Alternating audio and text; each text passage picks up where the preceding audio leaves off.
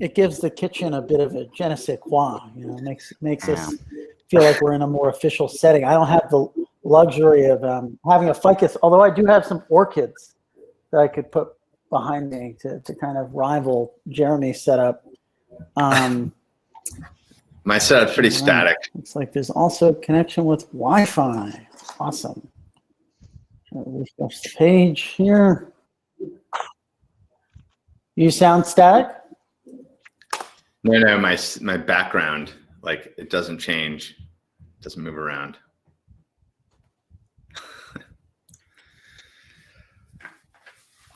Oh yeah. Gotcha. I think we're live. All right. Well, ladies and gentlemen, thanks for joining us for this very exciting webinar. Yeah, no, I'm welcoming. Oh no. Oh boy. Well, let's start. Almost not there. We'll do intro. I think we can do okay without Frank. All right. So Compound 3. Let's talk about it. Well, we can do intros while we wait for Frank. I'm Robert. I'm the founder of Compound. It's one of the earliest DeFi projects we launched in 2018. We create interest rate markets for crypto assets, and there's currently about $9 billion of assets in Compound. Cool. Sam. Cool. Yeah, I'm Sam. I've done some stuff in crypto. Started FTX, crypto derivatives exchange, Alameda Research, crypto liquidity provider, and have been spearheading Project Serum, a decentralized ecosystem built on the Solana blockchain. Cool. And I'm Jeremy Allaire. I'm co-founder, CEO of Circle, and we operate platforms behind USDC, the stablecoin, and offer a kind of broad range of infrastructure services and other products built up around that for both companies and FinTechs and others that are trying to use stablecoins in their own apps. And I'm Frank Chaparro, Director of News at The Block. Thanks, everyone, for joining us. Sorry for my Wi-Fi snafu there. We have 3 excellent guests for a very timely and exciting webinar on dollar stablecoins as market infrastructure. We're going to be digging into the world of decentralized exchanges, decentralized finance, and how we see the future of capital markets shaping up around blockchains, stablecoins, digital dollars, and beyond. And I don't think we could have had 3 folks who are more plugged into that world. I'm excited to dive into the conversation. I guess if we look at the environment over the past 6 years, breakneck growth in stablecoin issuance, breakneck growth in the volumes, trading volumes of decentralized exchanges. Wall Street's finally starting to pay attention. Alliance Bernstein has put out research on DeFi. We see firms like Bitwise launching a index fund tied to this market.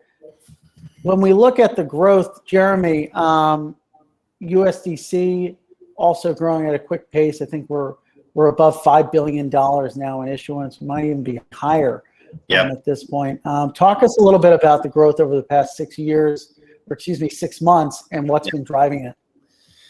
Yeah, I mean, just in terms of the growth, I mean, USDC has been growing faster than any other dollar stablecoin in the world.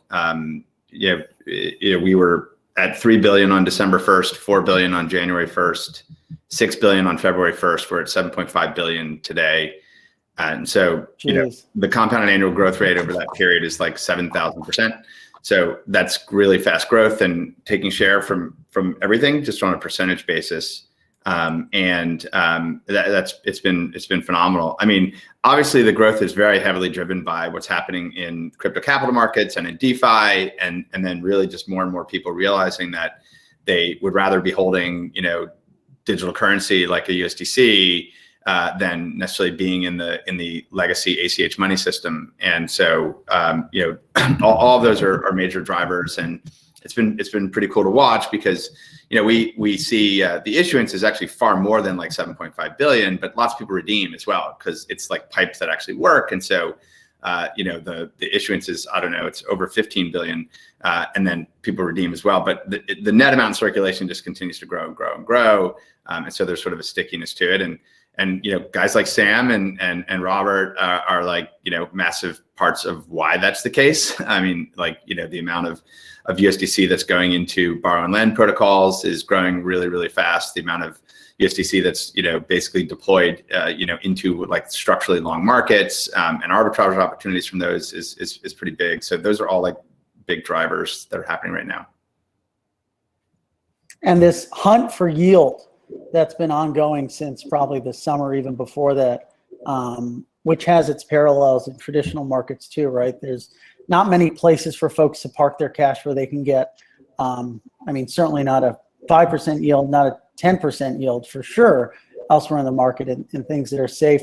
So when folks look at the market and see that opportunity, how do you communicate stuff like that, to folks, Robert, in a way that makes them not, have their eyes glaze over in boredom? Yeah, well, I think the interest rates right now across crypto in general, whether those interest rates are on centralized venues or in DeFi or in Compound, are attention grabbing on their own. And that's also because people are willing to pay a higher cost of capital in crypto. People generally anticipate extremely high returns. And so, the cost of liquidity and the cost of capital is very high in crypto. So interest rates in general for a stable coin are much higher than in traditional financial markets. That's a function of the amount of leverage in traditional financial markets. Opportunities close very quickly, as well as the total amount of capital in traditional financial markets. It's measured in the trillions. I think if you had trillions of dollars of assets in DeFi and crypto, and you had leverage that was similar to existing markets, interest rates would be lower across the board as it gets bigger. And as DeFi starts to scale, it will get less attractive and eye-popping over time. So it's an opportunity that's not going to exist in 30 years. It's an opportunity that exists for the next couple of years. And so I think what we're going to see is slowly, it's going to draw more and more capital into crypto dollars. And everything that Sam is doing and Jeremy is doing are the bridges for that. And we're going to start to see these interest rates come down as the amount of capital goes up. When we think about the role of stablecoins in the crypto market prior to this previous DeFi Cambrian explosion summer that we had, I would say that the biggest use case, right, would be trading across exchanges. And so the relationship between exchanges like FTX and stablecoins have always sort of been there at the heart of what they have meant for the market. How has that relationship evolved, Sam? Yeah, it's still there, and it's still a key piece of crypto. And, as you said, there have been more pieces added to it. But, fundamentally, there's sort of like, I kind of break up now in my, crypto-centric world and experience, transactions into three types. There's going from crypto to crypto, like saying, crypto universe to crypto universe. There's going from crypto universe to fiat universe. And then there's fiat to fiat. And fiat to fiat, I hate. Like, I can't get too, can't get too little of it. And it's just like, anytime that we need to send a wire transfer, it's sort of like, it's the most awkward thing we do that day. The crypto to fiat is super important. And this is how people get their money into crypto in the first place. And, whether that's exchanges that have banking and can support fiat on-ramps, or whether that's people creating stable coins and then sending them to exchanges. And the thing that we're seeing now is actually those converging. And, if you want to buy a Bitcoin with Blockfolio with your bank account, it's actually sort of halfway in between those. What you're doing really is halfway in between creating USDC and sending it there and buying Bitcoin with it, and versus sending dollars straight to Blockfolio, because the way that we process ACH deposits is using USDC creations effectively. And in fact, if you really drill into it and you say, what's the difference between USDC, $1 on Coinbase, $1 on Bitstamp, $1 on FTX? It's a really fine line. They're all sort of like different like ledger entries in a giant Silvergate bank account somewhere, right? And it's sort of like one of them calls it a stable coin and the other calls it a stable coin you can't withdraw from the exchange and gives it the ticker USD, which is what Coinbase does. Then FTX is somewhere in between. We have the ticker USD, but you can either withdraw it as USDC, the stable coin, or as Silvergate dollars. You know, and so there's you know, the line between these is becoming blurred, but that's been a huge piece of this, is growing out that slice, the fiat to crypto ramp, which is super crucial. And then crypto to crypto, you absolutely want stable coins. It's like it's a pain if you have to send like actual dollars from one crypto exchange to another. It's like so much harder than just like moving over some stables. To what degree has that shifted? What is the breakdown of sort of dollar transactions to USD, other stablecoin transactions through the platform? It's the ratio is weird because you just get like when there's volatility, you get this massive explosion in secondary market volume between derivatives, between stable coins and everything else. And so the ratio is somewhat volatile based on that. But there's been a huge growth in the fiat to crypto ramp this year as crypto's gotten more popular. A huge growth in, you know, coin. You can sort of look at Coinbase's market share and stable coin market cap growth as pretty good proxies for how much dollars there are being wired to crypto exchanges to buy crypto. So that's grown a ton.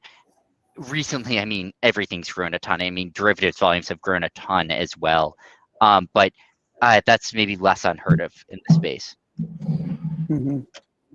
Jeremy, you wanted to step in? Yeah, I was just going to say, like, you know, I think just talking a little bit about this, like, I think there is this phenomenon of basically, you know, dollars get converted into these digital currency dollars, and then I think once people start using those, they want to sort of keep using them. And I think, you know, part of like if you're frustrated with like the ACH money system, or you're frustrated with the Swift money system, you know, not just people who are trading crypto, but basically people who begin to like see, oh my God, if I actually hold value in USDC, I can obviously deploy that working capital to generate yield. And then like the utility value of it is just way, way, way higher as well. And so you get these sort of, I think, little flywheels going around the applications that people are going to use this for. And that's what we're seeing. I mean, we're seeing so many different companies that are basically, they're being brought into this because someone wants to pay them in USDC, or they want to pay someone in USDC. And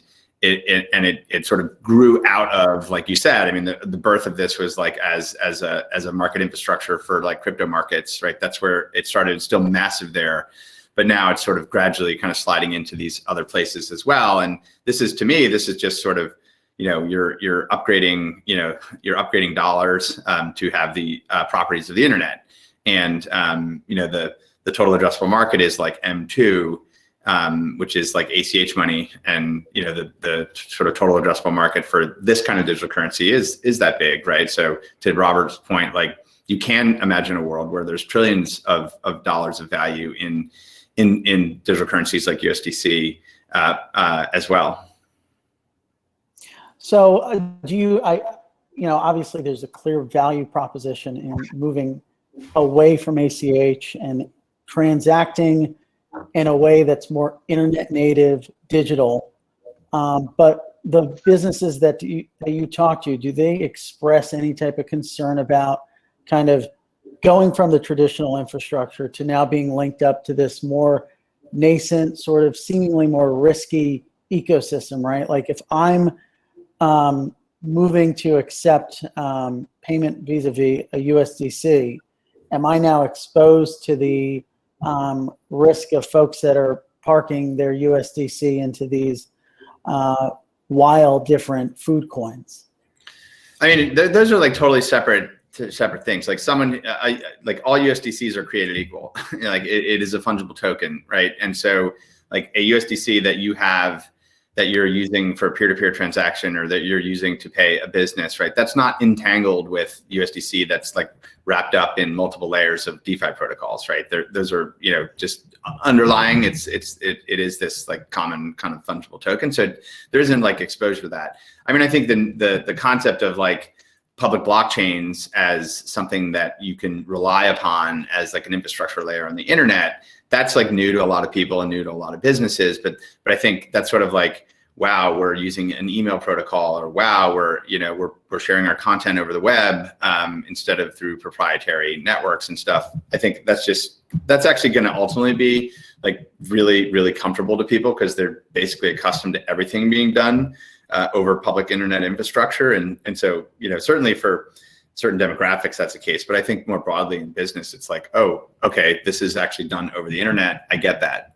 This isn't this isn't mainframes and FTP servers and text files. It's actually something a little bit more internet native. So I think people get comfortable with that for sure. And I think the other thing that is going on too is like this whole crypto treasury thing is a big theme, which is like allocations, more businesses allocating to working capital and other things into this. And I think one of the things that happens naturally with that is that if you're a business and you decide I'm going to own some Bitcoin, or you're a business and I'm going to like convert some dollars into getting yield, then all of a sudden you're exposed to like the utility value of crypto. And all of a sudden you realize, my God, this is just like a superior settlement infrastructure. And you start looking at it for other things.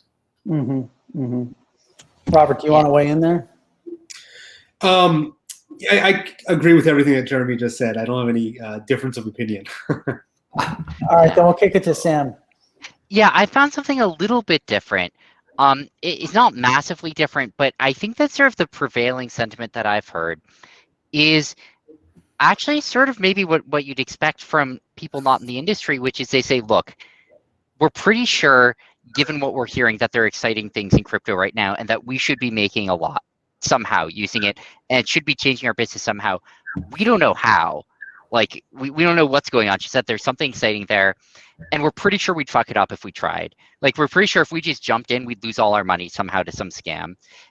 And that's sort of where we are. And that's a good point. It kind of relates to a question I was going to ask, which is, you were talking about how you don't want to mess with ACHs. They just are a pain in the ass. You want to take as much money into the system vis-a-vis USD or what are the, Tether, whatever have you.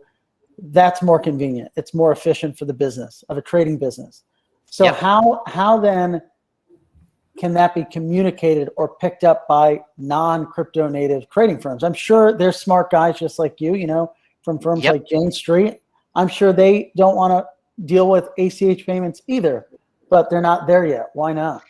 Yeah, so part of it is that they just need someone that they trust to tell them that. Like, they sort of have heard this, but they've heard so many things, and a lot of them are scams. Like, if you haven't been in crypto, like maybe like BitConnect is like 10% of what you've heard about crypto ever, and you're sort of like, look, like I just legit don't know how to tell what's real here and what's not. So part of it is they just need a tour guide, right? They really need someone who they trust, who can tell them like, these 8 things are scams. These 8 things actually might be legit. They're kind of complicated and cutting edge. And these 8 things are super safe, and everyone in the industry just knows they are. So I think that's a lot of what they need. And a lot of them have started reaching out and asking for it and saying, hey, look, we want to get in crypto. Among other things, like, we know there's huge yield there. We also know some of the yield is scams, but some of it isn't. You know what the scams are. We don't. Maybe there's some deal we can work out here whereby, like, whether you're acting as a middleman or whether scams. Exactly, it's an advisor, a middleman, or a technological solution or something to help introduce people into the space in a way that, and part of this honestly is like, they don't want to get scammed, obviously, but part of this is, if you work for JP Morgan, right, you work for Goldman Sachs, it's not just that like you would prefer not to lose money, it's like you get fucking fired if like you put a lot of money in this thing that everyone in your compliance department said was scary, and then you lose it all to a scam. And your compliance department's like, we told you that was going to happen. You're gone. And so a lot of what they're thinking too is like, look, we can't even put it in until we have a story that we can go back to, which is going to make people feel comfortable. And so figuring out something, well, they still don't know the space that well, but that works for them. And that sort of like helps them understand. I think stablecoins are a good example of that, because I think getting comfortable with a stablecoin is something they can get to. And so if it's like you can get a stable coin and then get paid interest on it by some trusted counterparty, and then who knows what's going on in the back end, but that's not us. And like, there's parties we trust who are ensuring this. That's Right. like one vision of this, whether it's borrow lending through a desk like, like a Genesis, like a BlockFi, something like that, whether it's, finding some foothold there, whether it's going to an exchange and using borrow lending. We think there's a big opportunity to just loan out US dollars on FTX. There is like $500 million being lent out there right now at, rates that are, from 10 to 100% annualized. And so, finding some place where you export the messy things to people who are really know what they're doing and are shown a much more, much more comprehensible front end. But the messy things are not that much messier than the existing systems. I mean, has everyone read about how Citi accidentally sent $900 million to people Right. who didn't deserve it, and then were told they couldn't get their money back, and it was a disaster because the steps to wire the money had like 17,000 check boxes of completely nonsensical, processes. Like, Yeah. it doesn't make sense to me to say, oh, crypto is so complicated. Existing financial processes and systems are not. Existing financial infrastructure is completely broken in 700 different ways. It's just that everyone's used to how it's broken and how it's duct taped together. It's not that it's better. It's actually worse in almost every material and meaningful way. So I'm sick of saying that crypto is complex and traditional finance is not. People use it obviously, like they like once you are like, oh my god, I literally I have addresses and this is just like a text message or this is like an email, and it's just like it's a final settlement. It's like digital cash, and it moves at the speed of the internet, or basically that's pretty magical to people. That's really magical to people. And they're like, oh my god, like, and then when they have to go into their like bank portal and they have to get like 3 phone calls and they have to sign documents and they have to do all this sort of stuff. It's like, what? So I think, people have had that like experience at the retail or consumer level with like modern P2P apps, but they're obviously like closed loop walled gardens. They don't work over the internet broadly. So like people know what it means to like have an instant payment, right? But it's in these like closed loop systems, right? Once people realize like, oh no, this is anyone who downloaded a software app anywhere in the world, and I'm having basically the same kind of experience. That's pretty eye-opening for people. Yeah, but there are still challenges that face the space. I could imagine folks peering in from the outside might look at the technical risks, obviously the volatility risk, the administration risk of managing these keys, and of course the liquidity risk is there still. Yeah, I haven't even got into gas fees either. Yeah. And to echo what Robert said, it's not so much that crypto is just like worse than traditional finance. In a lot of ways, it's better. It's just like people are very used to working around the issues of traditional finance. There's trillions of dollars of companies built to duct tape it, like credit card companies and everything that looks sort of like that. It only exists to paper over the fact that ACH transfers are garbage. And like, so instead you need like 8 intermediaries and 10% fees when you put it all together. But people are used to working with that system. And the set of workarounds you need in crypto, they're not used to. And so from their perspective, crypto is the weird, funky thing. And it's just because of what they're used to. And, that'll probably change over time. I will say to Robert's point, it is funny how folks, look at some of the risks in crypto instances with like Nexus Mutual and transactions being irreversible. Well, look what happened with Citi, irreversible $900 million transaction.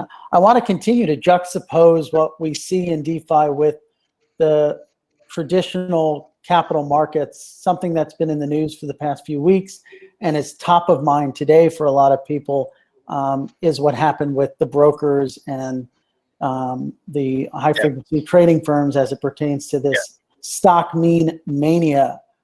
So questions around the efficacy of T+2, around whether or not brokerages should be the gatekeepers of various stocks, et cetera. These are questions that are being asked. And finally, for the first time, I think in earnest, we've seen problems with the centralized ecosystem be revealed in a way that is maybe making more people look at DeFi. So this is a really good opportunity for the space, I think, when folks ask you, okay, we see this issue with firms not being able to post enough collateral for their clearinghouse obligations. is this something that DeFi, albeit it's small, albeit it may be illiquid sometimes, can solve, and how? How do you outline that?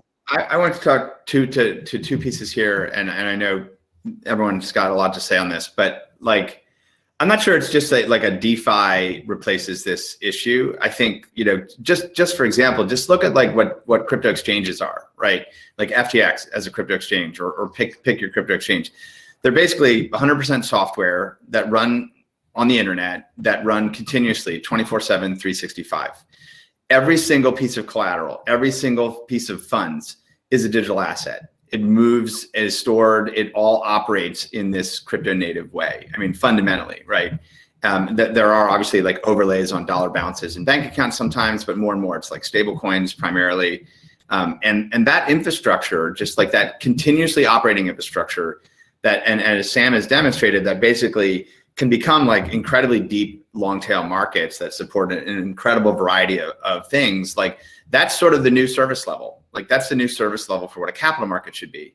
That, like, compare the service level of any capital market, any collateral system, anything that's out there in the traditional financial system, it doesn't even come fucking close.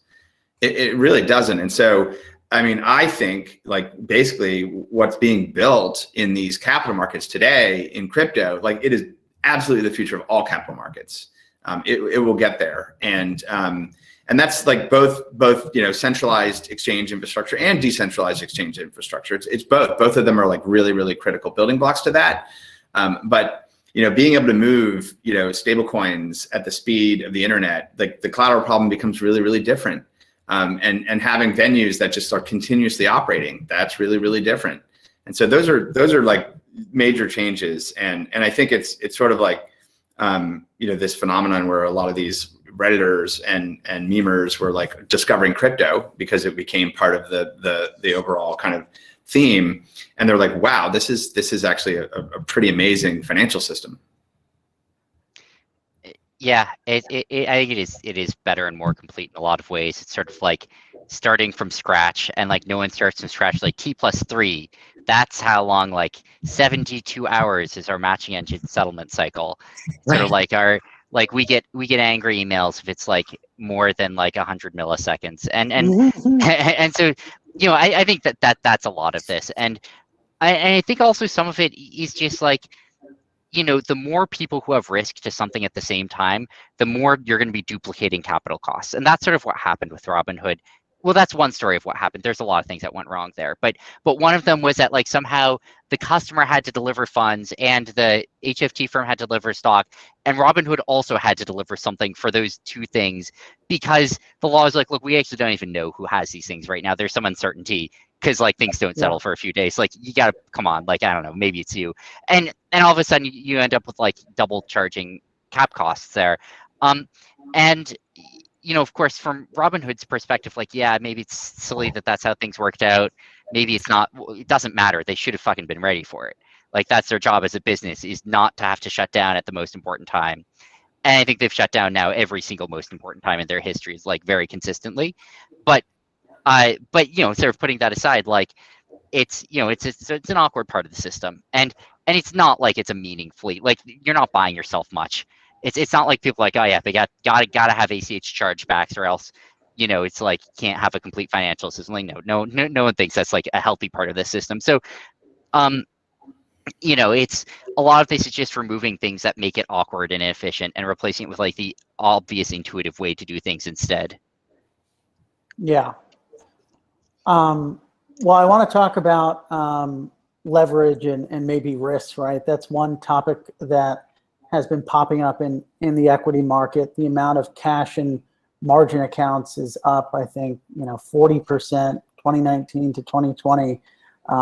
With this meme mania, right? We've seen videos on the TikTok. I'm not a TikToker, but people send them to me. The Zoomers send them to me, of these 16-year-olds betting big on various stocks with, you know, being able to trade $10,000 and then get, you know, 90,000 in margin or whatever. I don't know what is real and what's not out there, but clearly there are a lot of retail folks trading with a lot of margin in equities. And so I think we were talking about this the other day, Sam, among centralized venues, and we see this in the liquidations, retail on centralized exchanges are over levered, at least relative to 2017, right? We haven't seen that yet. I mean, we're in the early stages, right, of DeFi with more leveraged instruments emerging and on-chain margin trading, cross-protocol leverage. How do we account for the risks when these new burgeoning tools are coming to fruition? There's not the same checks and balances that, we see. Thankfully, I have a shit credit score. I can't go get, trade on an insane margin on FTX or whatever have you. Maybe I could. Right. No, you could. I mean, but I think that there's sort of two things that you could mean by risks there. And because of this like lack of settlement, they get kind of like merged together in traditional finance. Like, are you talking about risks to the customer who's getting leveraged?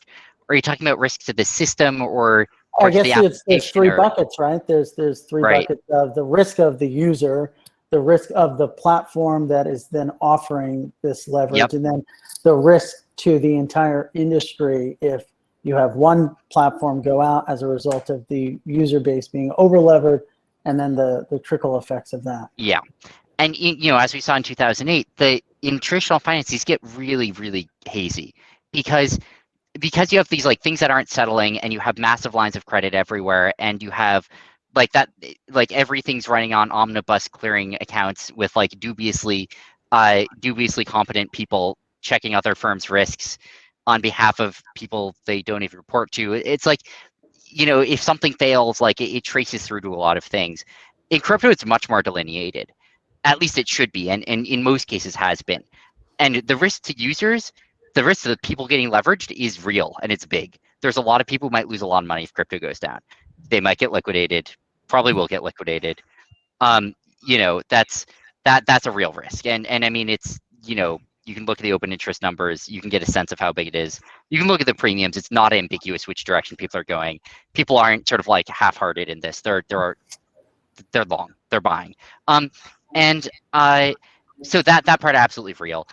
You look at the risk to this other users in the system, and it's in some sense a little bit less than that would imply, because rather than letting people get super bankrupt, so to speak, on the platform, and then going to them or their clearing firm saying, yo, dude, you gotta top up. The like motto of a crypto exchange is basically like, assume you will never succeed in getting anyone to top up. You can try, good luck, maybe once you'll succeed, but like your default assumption is you will never get anyone to do anything for you. And that sucks. It means we need to liquidate people when they had cash somewhere else. And it sucks for the users, but it's what we have to do because we don't have the sort of recourse we'd want. The flip side of that, though, is that like the goal of the FTX risk engine is to liquidate everyone that needs to get liquidated before they go bankrupt, so that they don't pose a threat to other users. If they're going to lose, they're going to lose. That's what happens when you get leveraged and markets move against you. But we want to make sure that we are protecting the system and protecting the other users from that. And there's like, you really, really, really want to avoid that contagion spreading. And we've seen it happen in centralized finance. There's like $500 million of clawbacks in 2018 on derivatives exchanges. It was a shit show. It was really, really bad. How do you get those parameters that you sort of set up there at FTX to exist in the DeFi world? It's tough. It's really tough because you're not judged on your average execution. Sometimes you're judged on your worst. Like sometimes it's the one time you fuck something up that comes back to bite you. And it's not a coincidence that that's true. Like that's when things topple. And it's getting something that is mostly like that is easy. It's very easy to come up with something that is like 90% the same as the FTX risk engine, right? You just like look at how much leverage we allow, look at the products and like duplicate that, right? You're like, all right, like on compound, how leveraged can you get? And like don't allow positions big, whatever. You can sort of like copy over those positions.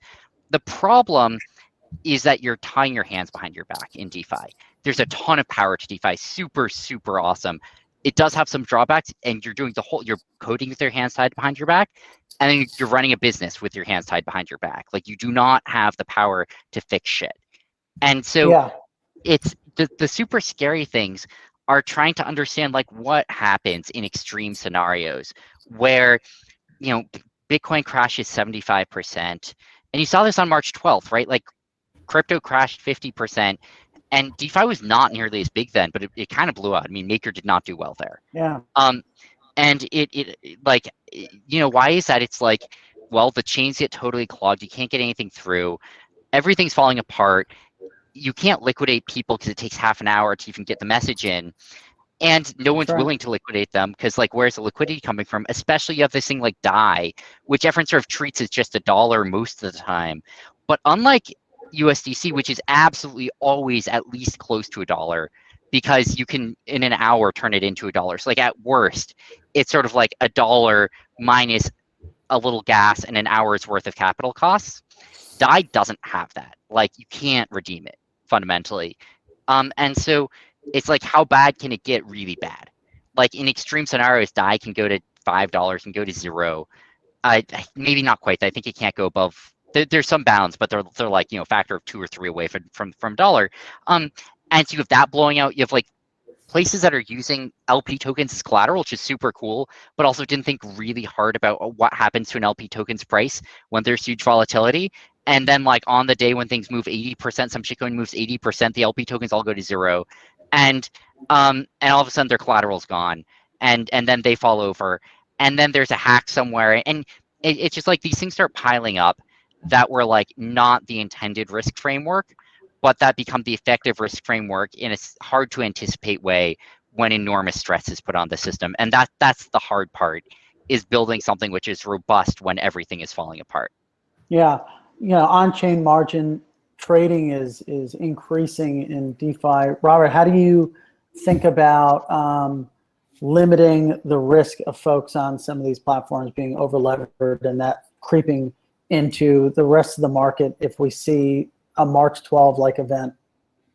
Well, there's 2 advantages of DeFi over centralized. And I know Sam just talked a lot of smack about DeFi, but there's 2 big advantages that exist. One is transparency. I have no idea what the books in FTX look like. I have no idea how much leverage people are taking. You know, I have no idea which users are at risk. Sam knows, I don't know, right? That's information that is proprietary. In DeFi, everything is completely transparent. And so anybody can inspect the health of the system, right? That's a huge advantage. That's delightful, right? Every single user here can go and look at all of the Compound stats and every single address and all of their risk is fully transparent. People talk about them, they speculate about individual users, they watch individual users, it's cool, right? The second is that the risk parameters aren't just copy-paste, they're way more conservative. If you look at how much leverage is allowed on, you know, a centralized venue versus something like Compound, it's night and day. You know, because it is slower and because it's expensive to do transactions and because you don't understand how long it will take to rectify something, it requires a larger buffer. So in a lot of ways, the leverage that's afforded through DeFi is much more conservative than what you can get trading on FTX. That's great for some users and horrible for other users. There's some people that just will never use DeFi because it doesn't give them as much juice, right? It can't compete there. You know, Compound is very boring in a lot of ways, and the risk parameters are extremely conservative relative to FTX. And that's both a disadvantage and an advantage. So I think, you know, it's not as night and day. How do you limit the risk? Well, you start by understanding it. You know, right now, you know, it's very easy to measure exactly what the risk parameters of, you know, a system like Compound are. You know, it can be limited further. You know, there's the possibility that all of these systems, centralized and decentralized, at some point wind up accumulating too much risk. Can FTX and Compound and DeFi and Binance and all the different derivative products that are popping up handle, you know, $20 billion of leverage? Probably. Can they handle $100 billion of leverage? That starts to get extremely scary. So it's really like a market-wide system. Within the system, certain venues will bear the brunt of the risk before or after others in this sort of stack. But really, it's like fundamentally interwoven. What happens on FTX does impact what happens on Compound. Yeah.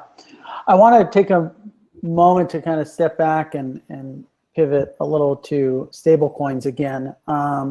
One thing that I think we've been seeing, right, with USDC in particular is sort of this expansion outside of Ethereum, right? I think the last time we spoke, or one of the more recent times we spoke, Jeremy, we talked about this sort of, I don't remember if the term exactly used was warehouse, but sort of a warehouse where you can easily swap in and out your USDC on the various blockchain you guys support. I think we're at Solana, Stellar, ETH, maybe and Algorand as well. And I assume you guys are going to keep building that out. A lot of questions in the market about interoperability, which is a word I can never say. I always like to skip over interoperability. There we go. Going back to my radio pronunciation days. How is the market changing with respect to sort of moving in and out of these various blockchains, and what does it mean really for like USDC's future? Yeah. So, I mean, a few things on that. I mean, I think the first is that, we think of USDC as a protocol and like a money format. And, like HTTP is a protocol and HTML is like a content format that works over HTTP. So, HTTP would not be useful if it only ran on Windows. It's useful like in the content that flows if it can be like in your mobile device and in an embedded refrigerator or wherever you want to have the web. And like digital currency and digital dollars like USDC, like they have to work across platforms. And so to sort of say like we know what the operating systems will always be and what everyone's going to use is sort of ridiculous, right? Because the use cases and utility and what's needed to take advantage of all of this today is changing so fast. If you want to run efficient capital markets infrastructure in a decentralized manner, you can't do that today on certain blockchains. If you want to, build a retail scale payment application where people are actually, settling transactions at the speed of the internet, super cheap, right? There's certain blockchains that are better for that than others. And so there's just this innovation that's happening out there. And we want to make sure that USDC as a protocol works in all those places. So that's sort of like a broader commitment. Now, I think like that's starting to play out. Like you can see like, FTX, you can move your USDC using Solana USDC there in like less than a second at no cost. That's super valuable. Like if your business is moving dollars around into trading, like that's super valuable.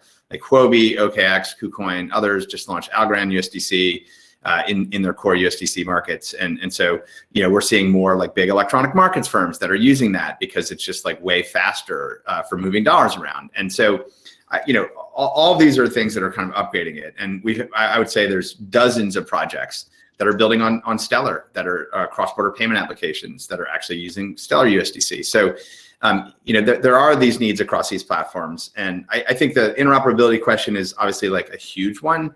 Now, because USDC it's like a hybrid asset, right? It is issued by a centralized, institution. But it exists and operates on decentralized infrastructure. It sort of has that hybrid attribute. But because of that, we're able to do something like provide a swap facility, and we allow people to basically swap facility. That was the you can basically integrate to an API and you can seamlessly swap across, send and receive basically across Ethereum, Algorand, Solana, Stellar, any chain that launches with USDC support. You basically have that kind of real-time ability, and now that is centralized, right? And you're relying on Circle's infrastructure to do that. Obviously, there are now decentralized cross-chain swap models that are emerging, right? So you're seeing that with like Wormhole on Solana, and you're seeing obviously more and more efforts like that are coming with some of these blockchain platforms like a Polkadot that are attempting to do that in a standardized way, and with not just say Ethereum, but other chains. So there's a lot that's happening in the trustless cross-chain, swap world, and that will grow. But we think about like we're providing kind of dollar dial tone for the internet, and it's you're going to have a lot of rails and infrastructures that you need to do that on, and people choose them for different uses, and we want to make sure we can turn that on really easily for people. We're getting closer to the 1 o'clock hour, so I want to take some time to sift through some of the questions that Twitter had. Nomad came in hot with some pretty tough ones, and I'm going to try to ask them in a nicer way, since you guys were so gracious to come on. Rob, are you concerned about tax implications around DeFi? You think that could have like a negative impact on the space? Yes, the answer is yes. Mostly because there's not great opinions yet or consensus on how taxes and DeFi work across the board. Yeah. We're in the very early days of this. If this were in traditional financial markets, it would be obvious. It would be like, oh, you earned 4% on an asset, that's income, great. But in DeFi, because the actual assets are moving between protocols and sometimes changing their form a little bit, it might look like a trade of assets simply to earn interest. Even though in a traditional financial market it would be obvious, Yeah. you earn 4% by supplying your Yahoo stock, you would just treat that 4% as income, but you wouldn't change the cost basis of your Yahoo stock by lending it out. So these very basic questions do need answers and guidance. I think it does scare away some of the larger institutions and players, even individuals, from using this. But right now a lot of it is also so early, so we'll see. Yeah, but pay your taxes, folks. Pay them. Jeremy, obviously you guys have grown really quick. I mean, 7.5 billion. You can see how much I've been paying attention. I thought we were still at 5 billion. You guys are moving too quick for me. Tether's also growing really fast. How does it feel to sort of not quite be exactly where they are? What do you guys have to do? Yeah, I mean, I don't really look at it that way. I mean, I if you actually read the Centre white paper from 3.5 years ago and what we were setting out to do when we built USDC, the vision for what we're trying to do is really different. We're actually trying to build a new fundamental money infrastructure for the internet. And we are trying to build it so that it's useful for every mainstream financial application, commercial application, commerce application. We want it to be a standard that brings interoperability to how money moves around for every digital wallet in the world. So it's just a different design center. And I think we're thinking about, how do you upgrade from the sort of what we think of as M2 commercial bank money to a new form of money on the internet, and what are all the use cases for that? And that's that's a $100 trillion market. So I think we're targeting really long-term growth and how to think about that, and not so focused on, what is the dominant stablecoin in Asia trading. But we are continuing to take share. So I mean, that's important. We're growing faster than any other product out there. What is the part of what you guys are doing is expanding to cover as many blockchains as you can to sort of serve as this base layer to an extent. What are the costs associated with moving to different blockchains, supporting different blockchains? I mean, basically we need to just like an exchange who adds a new layer one as something that might be traded and deposits and withdrawals. We have to add new layer ones to our infrastructure and support those. And then there's a whole approval process for the actual protocol implementation to make sure it meets various security, compliance, functional requirements that are part of the protocol and the spec of the protocol. And so there's that kind of stuff to make sure that the blockchain can support it. We've had to work with blockchains to make sure that they added features in their layer ones to actually match what we needed to do for things like USDC. Solana worked really well with us on some of that.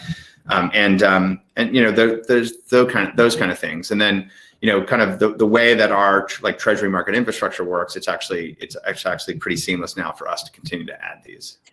And Sam, have you talked to Joe Biden about Solana becoming the national coin of America?